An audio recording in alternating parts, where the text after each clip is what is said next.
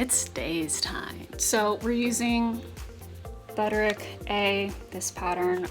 It's honestly not the most historically accurate or the best designed. I've watched actually a couple videos now of people using this, saying the fitting is completely off, which with my first pair, I totally agree. The bust area is huge, and I mean, I don't have a lot going on up here, but I used my measurements and the fit is completely wrong. I also got this for like $2, so we're gonna use it because it was cheap, and there might be a correlation there, you know?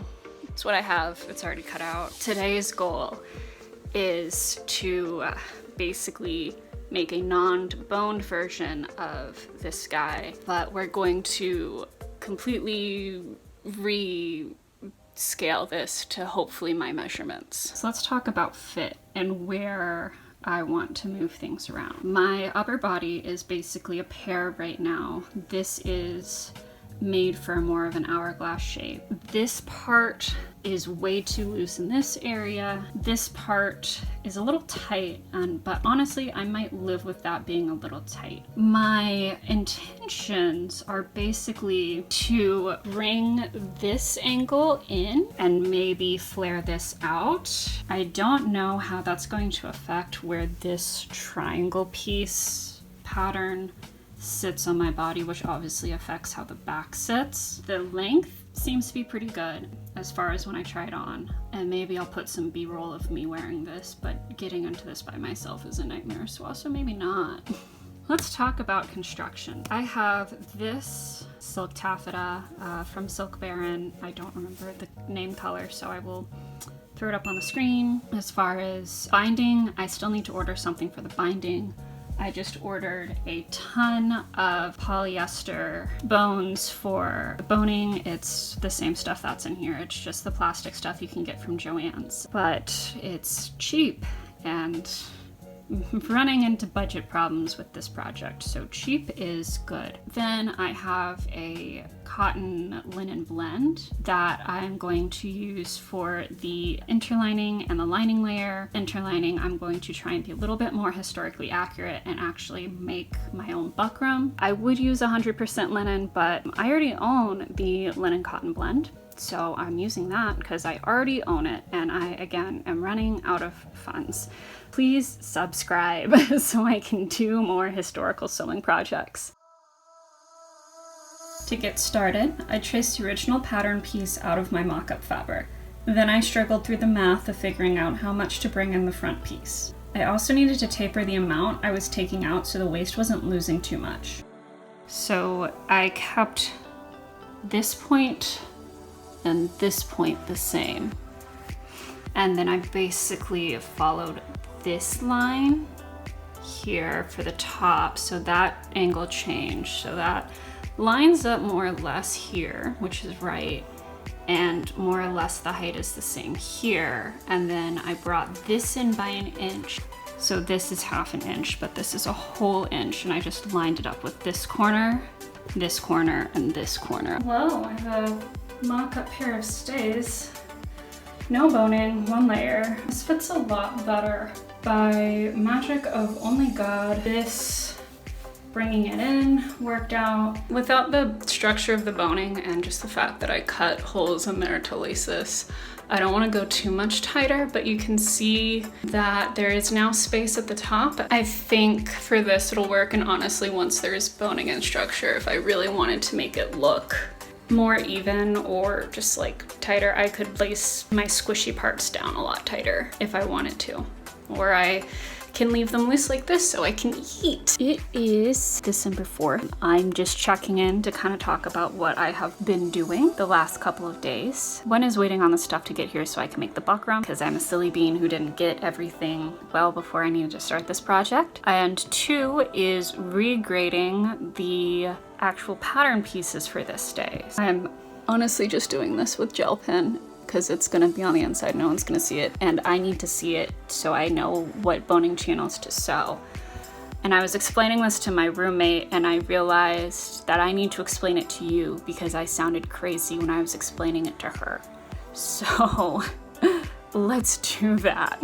Basically, I'm redrawing all of the pattern pieces. It started with the center because I knew I had to basically rearrange everything, but I realized as I was working on this that I wanted to take in the actual width of the boning channels. The originals are 1.5 centimeters. This is a little less than 1 centimeter wide.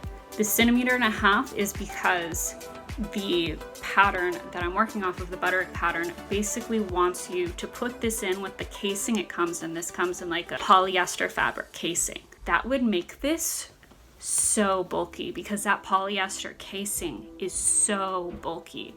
But you can see there is a ton of space. Like I can move this boning channel up and down around my plastic bones.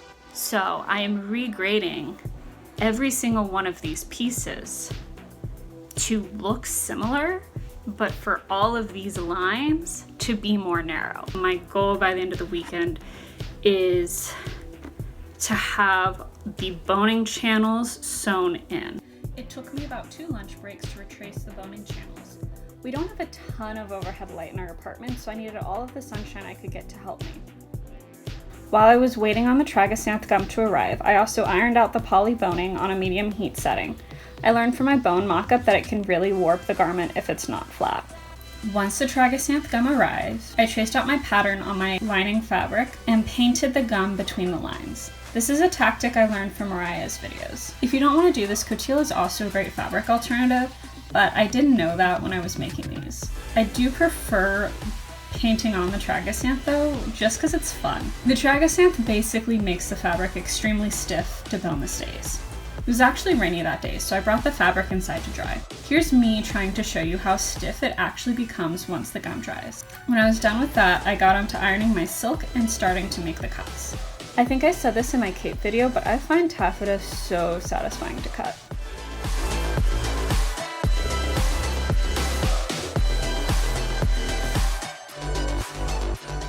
All right, it is December 6th.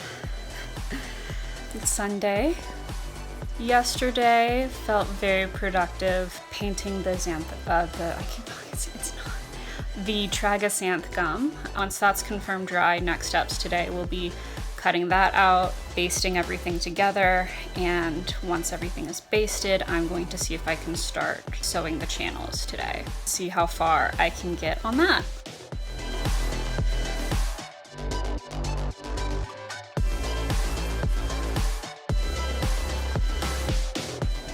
Okay, so I have my first section in that I have to bone now before I can do the rest, because basically I have to be able to get these in specifically before this or this goes in. Or there's an order to this. If you're following the pattern, they do like number it out for you. Because I've already done this before and I know where I fucked up the first time, I have like a decent idea of what needs to go in. So I have this. I am basically going to measure out the length of each of the boning channels, mark it on the polyester, give it a little snip, and then I actually, from an old home improvement project I had to do, I never got rid of the sanding block, which is great because I'm gonna have to file all of these down.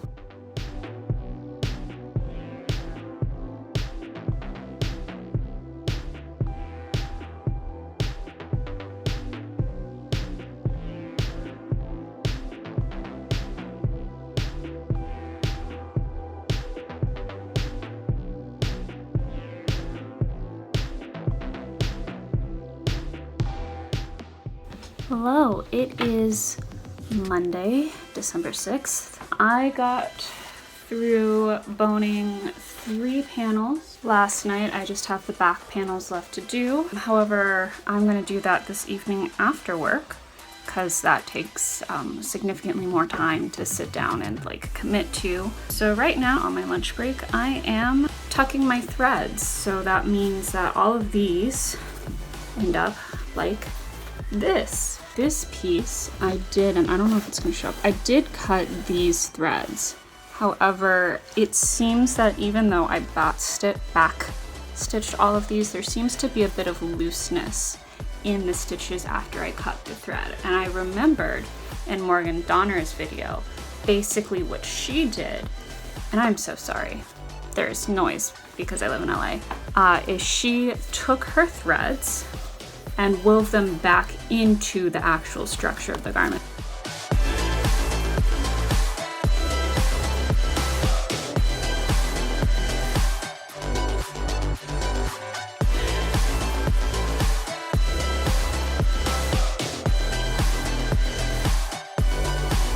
Hello from my desk. It's December 7th. We are at the no turning back point of this project. It's time to start putting the pieces together. So everything's gonna get whip stitched together. And the first part of that is cutting down all of my excess here that I have for fraying that the original pattern just basically uses as seam allowance. Basically, I am going to put these pieces in sides together like this and whip stitch here once I cut all this down, and I'm procrastinating on it. And I'm gonna spend today and likely tomorrow whip stitching all of the panels. This is the part that really is starting to give me anxiety. Let's do it, I guess.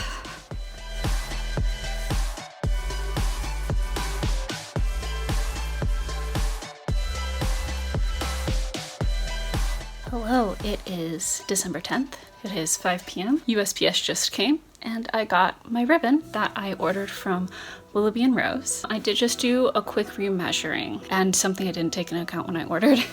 Even though I did order a little extra, I do not think I ordered enough to bind these side seams, which need just like a strip of fabric to cover up all of my ugly hand stitching. Right now I think I'm gonna cut up what I have left of the blue taffeta and make bias tape to sew down. But just like for real, how beautiful it matches so nicely. Okay, so I'm an episode and a half into Ghost Adventure Serial Killers, and I have one done. It looks better than I thought it would while I was sewing it, but it is not great. This is basically a zigzag stitch where I am traveling in between this piece of, we'll call it tape, it's not really tape, and the top layer of taffeta without going through. This is what Morgan Donner did. I'm going to do this one next, so the messy ones are on the back, and hopefully by the time I get to these two in the middle, they will look not as bad. We're gonna see how far I get tonight. Also, my fingies are already getting beat up. Like, look, like you can see where I'm gripping my needle on my fingers as I push it through. Do not be stubborn like me. My fingers were bruised before I started to form calluses from sewing. I was talking to another crafty friend, and she suggested using jewelry pliers for pulling the needle through all of those thick layers of fabric. I think it's time to get myself a pair. I've run my errands. It is Saturday at noon. My fingers feel a little bit better. I'm going to attempt to start binding the tabs and whatnot today. Honestly, I actually think step one is going to be to just run a quick, just like a quick stitch around this bottom line that you can see traced in there, because I don't want my bones to fall out.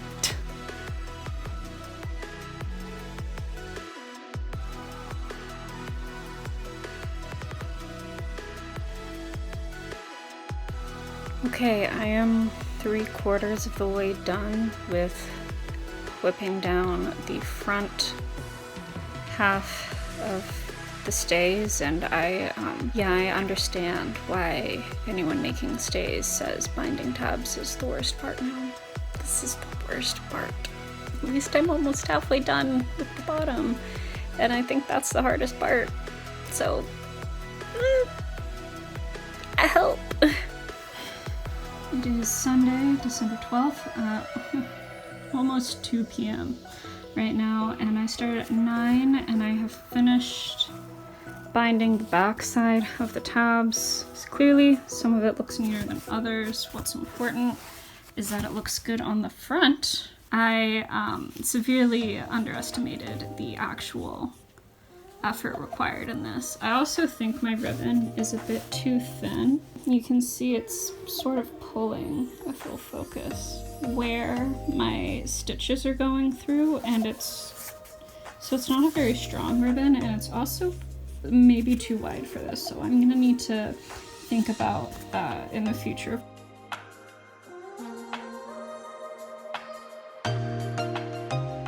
It is February 10th, and in this little package is what I need to finish this pair of stays. Obviously, this did not make it in time for the Christmas Eve outfit. I've actually made an entire another pair of stays, and I think I'm going to talk a little bit about the pros and cons of both of these patterns and some of my choices for each of these in the wrap up. But for now, I'm gonna finish the binding.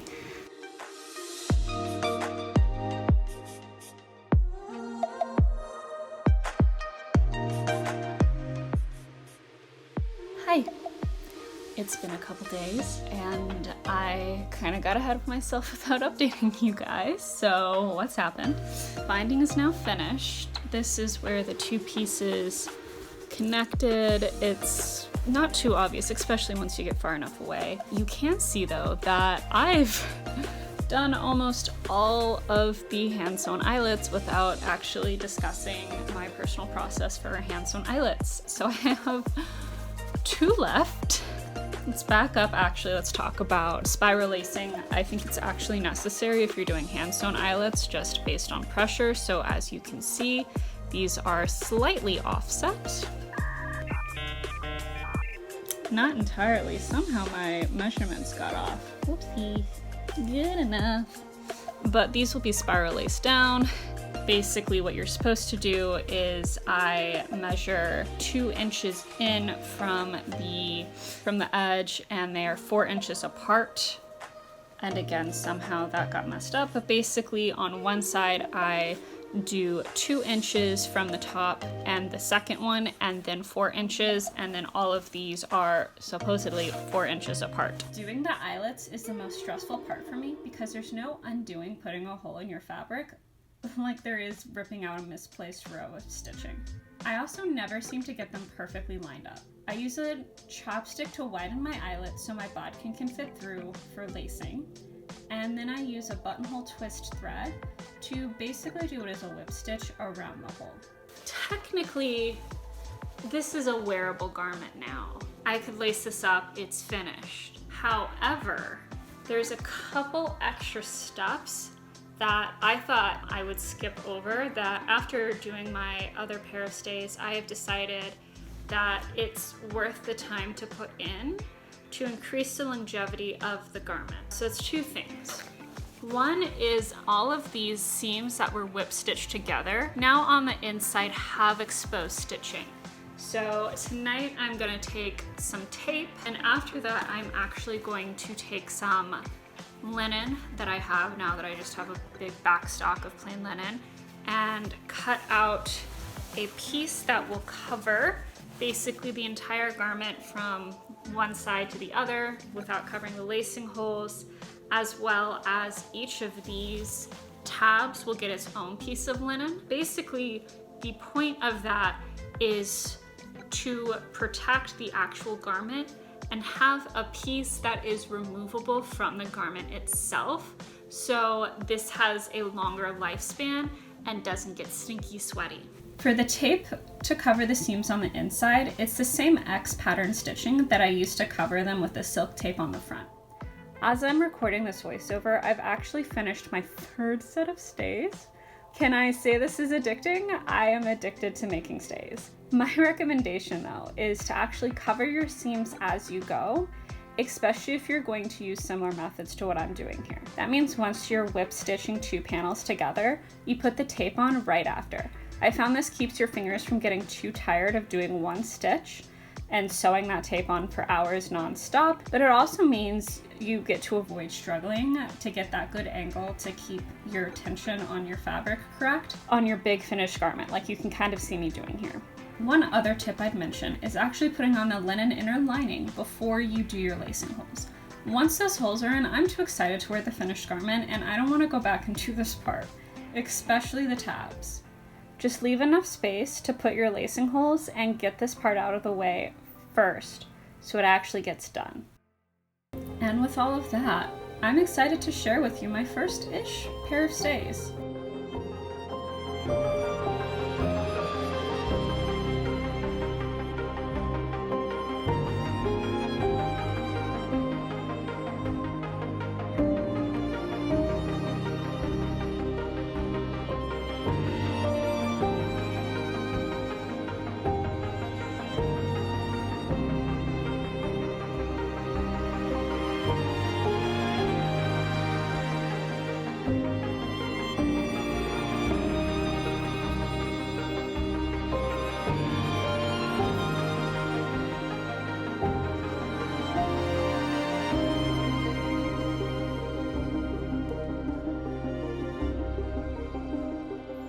Okay, not to make an already long video even longer, but let's do some wrap up. Let's kind of talk about what I've learned, not from just making these stays, but from the other 2 stays I have made since then, because apparently this is now my new favorite thing to do. First off, I want to say thank you to everybody who has come before me as a sewist and has posted their process of making stays on YouTube. That was such an immense help to have basically a giant free video reference library. And I hope that when I'm adding this video that it is educational to someone else. For a $2 pattern, you get what you pay for. I think it's apparent in the reveal. I'm happy to get up and turn around and show you here as well. Even with alterations, this pattern does not fit my body shape at all. This should be straight all the way down. And even if I laced myself in really tight, just the way my body is shaped, and I think it's apparent in, I'll put some photos on the screen of my pink stays, that stays aren't really working for my body type with where it's at. I think this is fixable if I were to lace down tighter, but I don't want to, or if I were to draft my own stays based on my measurements of having a very small chest and a little tummy from eating pasta, but I don't know how to do that. So this is from Puddle, which is one of the big 3 sewing pattern suppliers.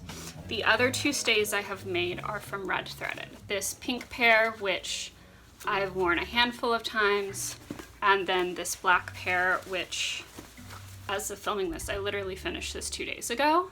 I have not tried these on. I will say this may very well be the last pair of back lacing stays I make, because getting into these without help it's a workout. It took me literally 15 minutes. I was sweating. Not really something you want to sweat in the first place. And also getting these straps. I think if I were to do this again, I would make the straps longer so they are easier, even if that's not what it's supposed to be historically or whatever.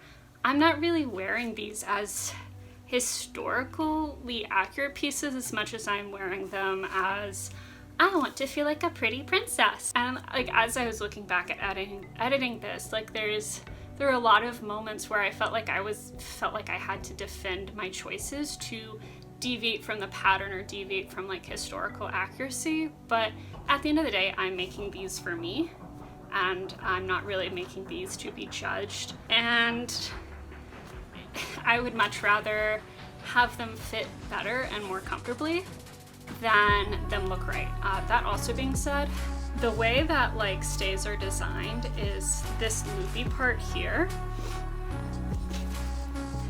is basically in your armpit on most stays. I would honestly, if I were to make another pair of stays now with what I've learned from the first 3 pairs, is to move this forward and to make the straps longer, just to make it easier to get into, even without adjusting the rest of the stays for better fit. Overall, stays This has been just such a fun and educational project.